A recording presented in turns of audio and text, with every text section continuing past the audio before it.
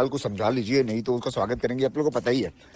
तो मैं क्या बोला हूँ कि सुनने में आया कि टकलू जी और उनकी पूरी टीम यहीं पे है, चंडीगढ़ में। मैं भी चंडीगढ़ में। तो टकलू, कर दो स्वागत।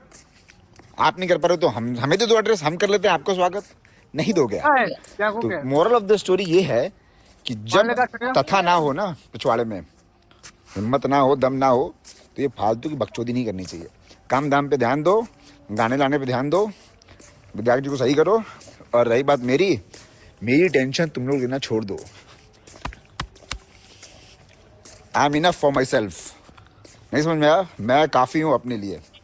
तो दोबारा से नौटंकी नहीं, काम दाम पे ध्यान दे चुपचाप, नहीं तो लाई झगड़ा नहीं, प्यार करने का। ओके। एक बार फिर भोजपुरी इंडस्ट्री में विवाद होना शुरू हो गया। देखिए, एक गाना है रंगबाज, वहीं पे एक पवन सिंह के भी राजा रंगबाज गाना आया है।